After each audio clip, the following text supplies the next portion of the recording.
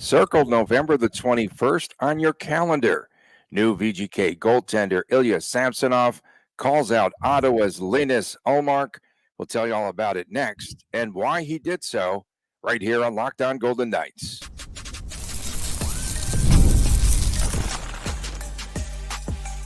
You're Locked On Golden Knights, your daily podcast on the Vegas Golden Knights, part of the Locked On Podcast Network, your team every day. Hi again, everyone. Tony Cardasco, Chris Golick from Las Vegas. Thanks for making us your first listen each and every day. Find us wherever you get your podcast. Please make sure we remind you to subscribe to our Locked On Golden Knights YouTube channel. We are brought to you today by FanDuel. Go to FanDuel.com/LockedOn, and this summer FanDuel is hooking up all customers with a boost or bonus daily.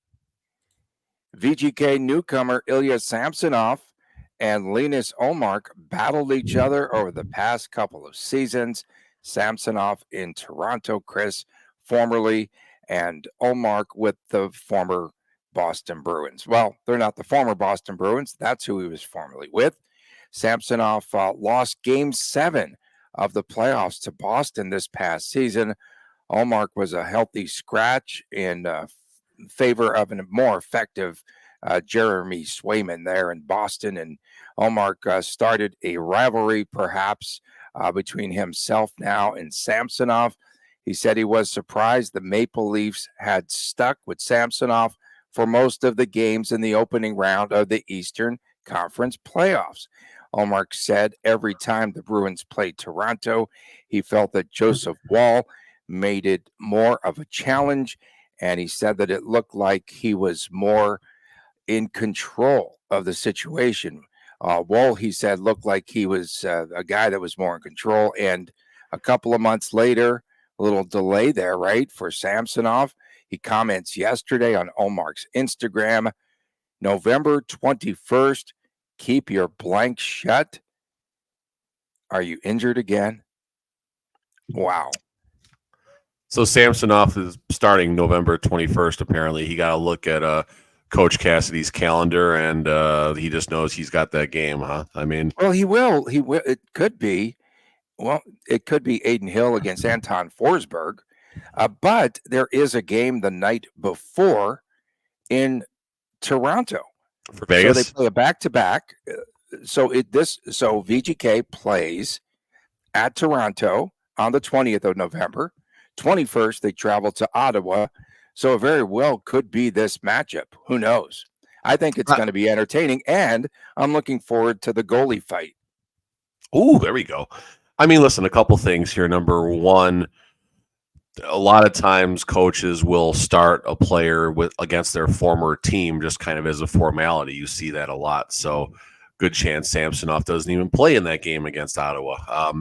But I mean, listen, goalies are head cases. Like, this is not a developing circumstance, meaning that goalies are head cases. They get in their own ways all the time. And any goalie will tell you they're a head case. Let's make sure we're clear about this here. This isn't me bashing goaltenders by any means. Starting pitchers, right? You don't talk to a starting pitcher the day of the game. They have their routines. They have their thing and everything. And goalies, I don't know if they're much different. You stay out of their way. Leave them alone.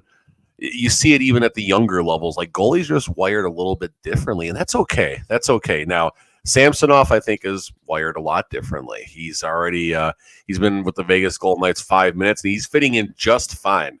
He is fitting in just fine. He is doing his part to contribute to the ever spinning carousel of goalie drama in Vegas. It's August the 13th, and we have goalie drama. I love it. I love it. I love it. Great. We got a top topic today, just simply by logging on X and look, Samsonov flapping his jaw. Let's go. Thanks for the content. Here's a guy that, again, well, yesterday he deleted the comment. You should stand on business there and keep it up. But he deleted it, really? Yeah, but a lot of folks had the screenshots before he could take it down. This is a guy, and you're talking about Tony. He probably got the phone call. He probably got the call. Oh, that's right. Take that down. Same calls I've gotten before. No, I wouldn't post that if I were you. Is that more proper? Is that the way it would happen? It would go down that way? I'm being Mr. Negativity, but Again, you have the perfect golden night. And in 2020, here is a guy. You call Samsonov the Samsonov, perfect golden knight. Did I hear that right? absolutely. Okay. 2020, he missed the bubble playoffs due to an injury sustained in an ATV accident. He received, in case you don't know the history and the story here, folks, Here we go. Samsonov received a 4-year suspension from the IIHF for a failed drug test. You want me to go on? Last year, training camp, he was awful. It was very weak. He was complaining a lot of things. We know about some of his past history. He wasn't playing well. And then in season, he loses to Buffalo 9-3, gets yanked from the net 28 minutes, Chris, I think it was, into that game. And he says afterwards he mentally was not there. And prior to that, he gives up 6 goals. It's a 9-goal game. I don't know, I forget how many of the goals he gave up there, but most of them to get pulled after 28 minutes. The prior game to that, he gives up 6 goals to CBJ. That's 15 goals in 2 games. So on January the 2nd, follow along here, folks. Here is a player in Ilya Samsonov. January 2nd gets put on waivers, something I forgot about. And he goes down to the Toronto Marlies of the AHL, doesn't even play a game there, but just to get his head straight before he comes back to the NHL team. Oh, this is going to be great drama this season. There's so many issues here, so many things. And do you see shades of? I see shades of Robin Lehner here. I see shades of Robin Lehner right here with Samsonov luggage. How bad do the Golden Knights miss Logan Thompson right now? Oh my goodness! Stayed out of trouble. You can't. I mean, you go back through his resume and you see nothing but a lot of positiveness, other than the time where you interviewed him and his hat was down because he was bummed out. He got to get his mental straight. Logan's had some issues. He'll be the first to tell you that, but he definitely. I mean, go back to Samsonov. The team, to be quite fair, though, the team did not believe in Logan Thompson. Let's be straight here. Oh, no. Of course, the team did not believe in Logan Thompson. That could cause a lot of drama behind the scenes that we don't even know about. And there was drama behind the scenes, and it's fine, but it's not nearly. I mean, listen, again, it's August the 13th. I want to know Kelly McCrimmon. I don't know where if he's in Vegas or on a golf course or vacation, or I don't know what he's doing right now. I just want to see the look on his face. I'm not going to say something. I just want to see the look on his face when he gets that call from whoever it was on the media side. Hey, here's what just happened. What makes you think that anything's going to change with his face? Oh, nothing's going to change. Well, no, I'm sure. Listen, I know this organization pretty well, and I can assure you that probably, and maybe I'm wrong. You didn't think they're like that? Oh, I think they got. I think Samsonov. I'll put the over on. We always got to do a hook. I'll say he got 2.5 phone calls yesterday from BGK. 2 and a hook. Okay, 2 and a hook. I think Cassidy will play right into this drama. I think he starts him on November the 21st. I do. I think we see this. I mean, whatever. I mean, I think we see these two. They're going to go at each other. Let them fight. It'd be great. It would be good. Let them crush each other. Fine, goalie fight, awesome. But I mean. This is in the grand scheme of things, though. This is a concern. Like I said, there's goalie drama, there's injuries, things happen. That's okay. But Robin Lehner, you look at what happened, and see, here's the problem, Tony. Here's the problem. All right, Samsonov flaps his jaw, does something stupid on social media. So what's the first thing people like you do and people like me do? You just found it quicker than I did. You start looking for dirt. You look at other stuff that he said. You look at other things that have happened. You start looking, okay, who is the true Samsonov? We have a full judgment. And remember, Vegas, misfits. This is a culture built on second chances, second opportunities.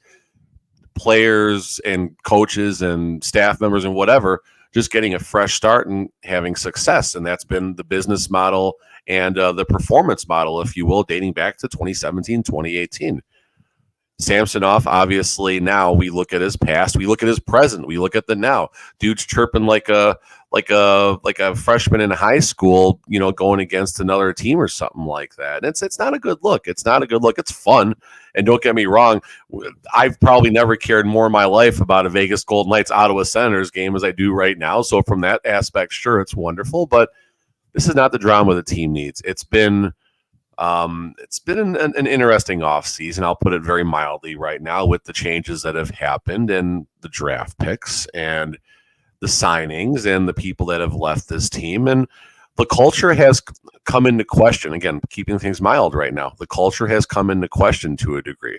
Okay, now here comes Samsonov telling you got the battle of backups here. It's two friggin' backup goalies. Well, Ullmark maybe not anymore. Well, but it's a battle of backup. He was at the time. He got scratched. Swayman took his spot. Right. No, this is two backup goalies chirping each other here in August the 13th on social media. Like, this isn't necessary. And you look at Robin Leonard, you look at what happened, and I'm starting to see the parallels here. I'm telling you right now, this is Robin Leonard 2.0 or whatever. But I think that this is going to make for a very interesting season. We've already heard those reports, as reported by Chris Golick, about the way that they are going to handle Samsonov and the necessary time that he needs to recuperate between starts. Samsonov likes his rest. He likes his rest. I mean, this is going to be terrific. Thank you so much for the content, Ilya. Thank you for the content, but I'd much rather be reporting, journalizing, talking, fraternizing, whatever terminology people want to give to us these days. I'd much rather just talk about something positive and finding positive in the off season, and looking at the goalie situation in a different light right now. And it's tough. I mean, the Golden Knights went from a goalie who was not happy in Vegas, Logan Thompson. That's why he requested a trade. He's not happy. We'll leave it at that. Wants a new start, wants to get himself in the right spot as he's coming into free agency, not even making $800,000 a year. So he wants a new situation. Okay, fine.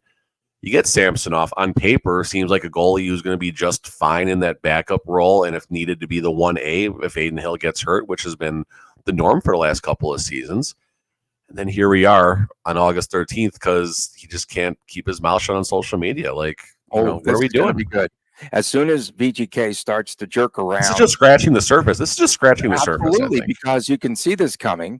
You talk about goalie drama. As soon as VGK starts to do VGK things, jerking him around there, the rotation and net, they play head games with the goaltenders anyway, right? As soon as this happens, here's a player that will absolutely, unequivocally go ballistic and implode. There's no doubt in my mind. This is going to be good. You look at Kira Schmid right now. I don't know where Schmid is right now. You think he just got a big tub of buttery popcorn and put his feet up on the desk wherever he was, just like, ooh, this is good. This is good. No, I saw him the other day. He was getting the Tot Yacht over at Wet Republic. The Tot Yacht. While his car was getting washed at City National. There we go. So bad. Coming up next. It was such a good segment until the last 10 seconds, and we blew it. You blew it. Coming up next, hey, at least my microphone's working today. Coming up next was Seattle's signing of Chandler Stephenson, the worst of the offseason. We address that topic next, right here on Locked On Golden Knights. Folks, summer is winding down, but you could still check out FanDuel, which is hooking up all customers with a boost or bonus daily. That's right. There's something for everyone, even throughout the dog days of summer. All day long, all summer long. So head on over to FanDuel.com/lockedon. Start making the most out of the final days of this summer. And for the kiddos here in Vegas, they're done with the summer. They're back to school. Kind of stinks. Except for Golick there, gets rid of the kids and can focus more on business and imploding and researching some things about VGK that we've never heard about, coming up with some crazy topics like most games played between Holtz, Brisson, and Olofsson. And you can also bet, of course, on NFL preseason, futures in the NFL, and Major League Baseball. So check out FanDuel, the official sports betting partner of Major League Baseball. That was in the script. Welcome back on this edition of Locked On Golden Knights. Tony Cardasco and Chris Golick from Las Vegas. Thanks for making us your first listen each and every day. Find us wherever you get your podcast. Please make sure to subscribe to our Locked On Golden Knights YouTube channel. So Bleacher Report's Adam Gratz says Chandler Stephenson's signing by Seattle was the worst of the off-season. 7 years, $43.25 million smackaronis. Gretz said Seattle is a team that was desperate for offense and tried to get whoever it could to fill a top 6 forward spot. Thoughts? Looking at Seattle on cap wages, guys, I'm telling you, cap wages, it's pretty much the new cap friendly. Are you on their payroll, bro? Dude, it's the old, now they got the draft picks up here and stuff. It looks like the old cap friendly. Like it's amazing. I wish I was on their payroll. If they want to pay me, that's fine. I would love to get paid. So looking at the Seattle Kraken right now, Chandler Stephenson has the longest contract of all their forwards. Doesn't expire till 2030-21. Brandon Montour and Chandler Stephenson are now the anchors, if you will, of the Seattle Kraken. Stephenson is the highest paid forward on the Seattle Kraken. That's another interesting thing. And they got a lot of young talent there, too, to be fair. So we'll see exactly how the younger players perform and stuff. Is it the worst contract? I mean, I'm trying to think of some of the other offseason contracts. I mean, let's look at Stephenson. Last season, 51 points, then 64 and 65. 30 years old, April 22nd birthday, Tony. I know that's important on the show. Put that that's on the so important on the show. Make sure we send that out.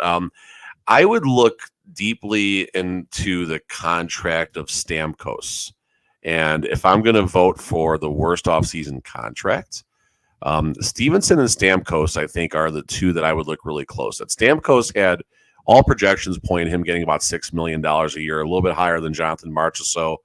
Stamkos, 34 years old, gets a 4-year deal worth $32 million, so $8 million AAV for Stamkos. Now, listen, 84 and 81 points last 2 seasons, 106 points the season before that. 34 years old. How long is this going to continue?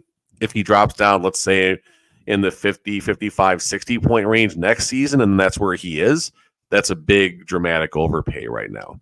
Going back to Chandler Stephenson, if Stephenson can sustain 55 to 60 points for, I don't know, let's say the first 4 years of this contract, it's fine, I guess, based on what, 50, 55, 60-point scores are getting you. But now we start going a couple layers deeper here.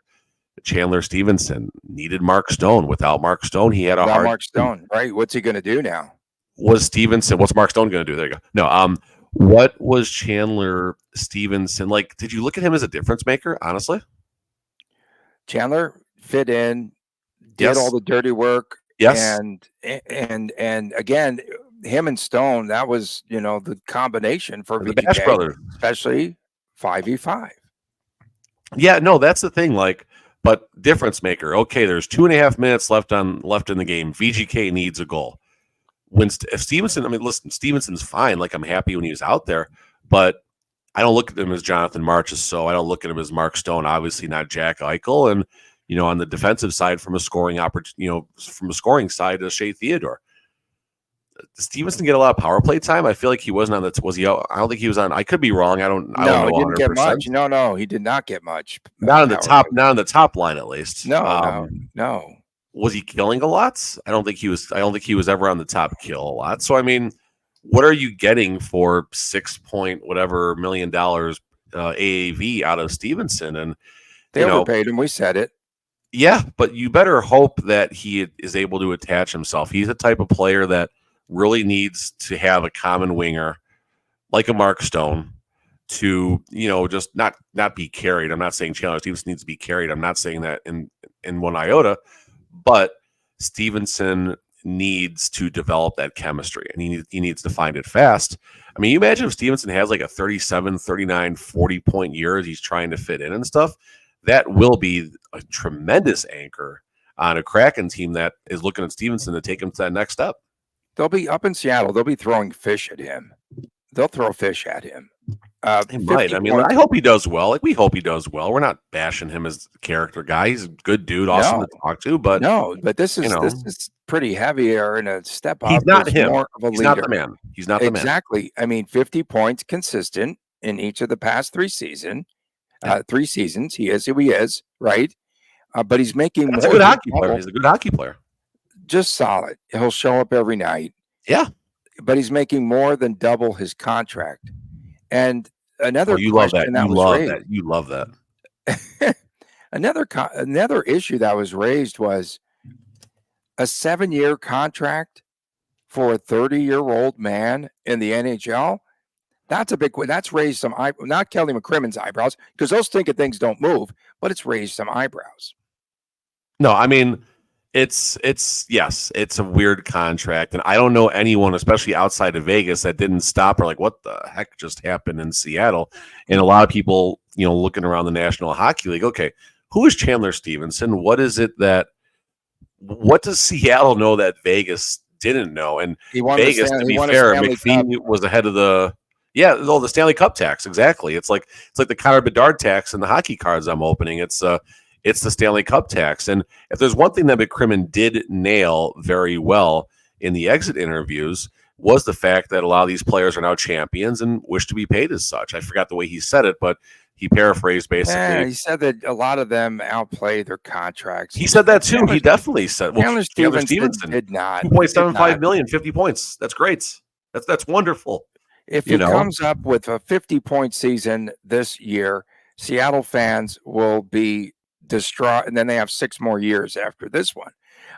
Is he ready, though? Valid question here. I'm going into semi-journalistic mode, which I've been doing a lot lately. I don't know why. Don't hurt yourself. Don't hurt yourself. Is Chandler Stephenson that type of player? He made a quantum leap, if you will, coming from Washington to VGK. Is he able now to take on more responsibilities and take another step forward in Seattle? That's okay. So is Chandler Stephenson worthy of a letter on his jersey? No. But I think that you were asking, is that the next step, like as far as leadership and what he learned being a Vegas Golden Knight and what he learned about being a champion? Absolutely. I think, yes, he can definitely help that. I don't think he should. I don't think he's going to go in there and get a letter or anything like that. I mean, that would be a weird message to send. Free agent letter, leadership, boom. Another thing, looking at the Kraken lineup right now, Stephenson listed as a center and a left winger. So that's one center. Yanni Gourde can play center or any of the forward positions. Okay, that's 2. Jared McCann, center or left wing. That's 3. Up and coming Shane Wright. Shane Wright should have a role. Whoa. Finally? Yeah, no, they're going slow as Shane Wright, but this is Shane Wright. This is his breakout year. That's 4. This 4 years? Is this 4 years? 3 years in the minors, right? No, less than Brennan Brisson. Relax. I knew you were going to go there. I'll save you the trouble. Mitchell Stevens listed as a center. That's 5. Ben Myers listed as a center and a winger. That's 6. Matty Beniers, who's one of the best players on that roster, listed as a center. That's 7 players that can play the center position. Oh, man. Cassidy would love this team. But we've talked and this isn't breaking news by any means, but Chandler Stephenson, not as a center, not that good. Not that good. No. Out of position. And there's 7 centers on that roster. There are 7 players who can play center on that roster. So, we'll see. We're going to step aside here. Coming up next, a Chris Golick special who plays the most games between Alexander Holtz, Brendan Brisson, Victor Olofsson. We get to that next here on Locked On Golden Knights. Welcome back. Locked On Golden Knights, this Tuesday edition. Tony Cardasco and Chris Golick from Las Vegas. We appreciate you tuning in. Thank you so much, especially our everydayers. We sure do appreciate all of you. And of course, please find our podcast wherever you get your podcast. And make sure that you subscribe to our Locked On Golden Knights YouTube channel. And of course, Fridays are WTF creeping up on us. Had some good comments a week ago. And Saturdays, sometimes it's the Chris and Chris Jr. show. These are the Vegas Golden reportage. Did you see in the Olympic Games? They had these second. It's second chance, pretty much. NIT tournament. French. No, it's second. No, not the NIT tournament. It's a second chance. They did it in a variety of different events. I think you had a second chance to qualify if you didn't make it on the first couple of qualifications in track and field. This is a second chance for Ilya Samsonov, a second chance for a rookie that they drafted that they shouldn't have. Okay. Oh, what's our topic? Oh, that's right. Who gets the most starts? Brendan Brisson, Victor Olofsson, Alexander Holtz. This is an easy one. It's a no-brainer. Go ahead, man. It's a no-brainer? Absolutely, without a doubt. Okay, I'm curious. I mean, all right, chopping this up real fast. Brisson, definitely up and coming, but again, Cassidy, you got to earn your stripes. Okay, fine. Victor Olofsson, this is, I think it's the chalk, but I don't think that's how it's going to work out. 314 NHL games, so he's played by far the most games. Alex Holtz, I think, is at 110 right now. Holtz at 110 games. Olofsson 314. Brisson just 15 NHL games. So I want to think it could be Olofsson, especially because of that history with Jack Eichel. I don't know if Jack Eichel is going to bat for Olofsson, but I have to think there was at least consideration offered from Eichel in the signing. And, you know, McCrimmon, hey, who is this? Whatever. I mean, what better scout than the guy who played with him for a little bit? That said, I think it's Alex Holtz has the inside tracker. All 82 games with the New Jersey Devils. Yes. We agree. We agree. I don't think it's a slam dunk, Tony. I don't think it's a slam dunk. Yes. I think it's chalky, but I don't think it's a slam dunk. It's an empty net goal. All right, so let's say how many games here. I'll put it on the sticky note. I got Alex 73 Holtz, and a hook. Brendan B&B, Airbnb Brisson, and then we have Holtz, Victor Olofsson. 73. Holtz, you're taking 73 for Holtz? 73 and a hook. How many for Brisson? Always the hook. Yeah, that's the rule. Right. It's the new rules. I've got 39 and a half. I had 38 to 40. It's so funny. I said 38 to 40 for Brisson in my head. And then I've got with Olofsson, 70 last year, 51 games, 2 previous seasons, 75 and 72 games. I'm going 70 and a hook. 70 and a hook. Yeah. All right, so let's go. So I'll go over unders then. Holtz, I'm going to go under, not because I don't believe in him, just I think it's tough to go back to back like that. I think it could be right around 70, 71 games, but I do agree that he gets the most of this group. I will definitely state that. Brendan Brisson, God, I said 38 to 40. You put a 39 and a half. I will take the over, but I don't feel good about it. It's hilarious. It's like on Card Sharks. Remember Card Sharks, the game show? When someone gave a really good, the first person sets the over under for the response to the question, and someone picks that perfect number where you don't feel good about it. That's a good one right there. It's good. All of a sudden, I'm taking the under. Everyone's very high on all three of these players in Vegas, and something has to give. And I think Olofsson is just the one who's going to fall off a little bit between those two. So Olofsson, I will put. How about? Oh. All right, hot take. Let's go. Brisson plays more games than Olofsson. There you go. No, not going to happen. No. I hope he scratches in Buffalo. Now he's got to come to Vegas, where it's a little more difficult to earn your spot in this lineup. Is this difficult? They have scraps left. They don't have. Who do they have left? What are you talking about? I think they don't have a lot left, but again, I think they're going to try. I think they're going to try and get Brisson a lot of playing time this year. I think they have to. Of course, it's that time. It's dad's probably breathing down their necks here to get PT. And we're not even talking about Pavel Dorofiev's role in this too. Dorofiev is the number one as far as these 4 players who are being counted on to do a lot of great things this year. There's only 3. But I'm saying Dorofiev is going to make it harder, less games to go around for those 3. That's what I'm saying. Calling audibles on this show, man. I'm not calling audibles.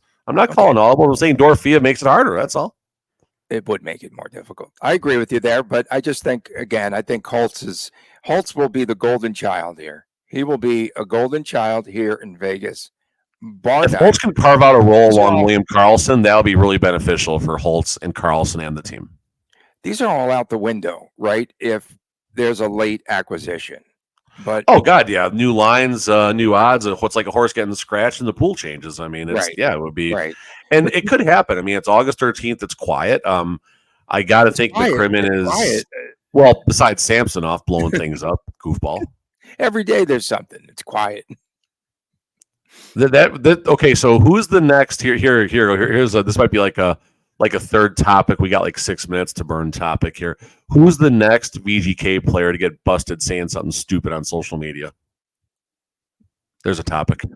Or we just do it right now. Napkin. Parking lot. Are you Who's going even to active on social media, like on Twitter, on the Golden Knights? No one anymore, right? They all got burners. I was talking to someone, and it was confirmed that these players have multiple burners. That's for sure. Hang on. Oh boy. Okay, we're going back to the first topic, and Nice. there was something out there yesterday. How come Samsonov didn't use his burner account? Okay, so sources, His judgment was clouded, that's why. hashtag sources are telling you that multiple VGK players have burner accounts. It was everyone has burners. It was everyone has burners. Everyone meaning everyone has burners, and it's really impossible for the Golden athletes Knights just to turn off. Oh yeah, and it's tough for professional athletes to turn a blind eye to social media. That was someone's burner account then yesterday that said that they really like me, but they don't like you. That had to be a burner account. I want to see this comment. It was just on my Twitter feed, I think. Proof for it. I really like your picture. It didn't happen. Podcast. We appreciate everyone tuning in. Thank you so much. Of course, make sure that you check us out there on YouTube, leave comments, and please subscribe. We know that there are a number of unique viewers each and every day. Chime in. This is your show, and we are good to even visiting fans. Well, at least I am. I think somebody's burner counts of that as well. Don't forget Fridays are WTF. Saturday's show. Oh my goodness! Look, I'm getting ready for the season. Golick, look at me. I'm looking for the comments here. All I see is you posting Tom Cruise jumping off a ledge. Okay, no, look, I'm getting ready. I'm Bruce Cassidying it today. Yeah, send me a text. Let me know what the topics are. Okay, of course, for my man Chris Golick, I am Tony Cardasco from Las Vegas. No one said we'll see you again soon, right here on Locked On. I'm already back to August 11th. No one said anything good about you and bad about me. And please, are we done? Take care. Okay, where's the outro? Where is it? There it is. Bye.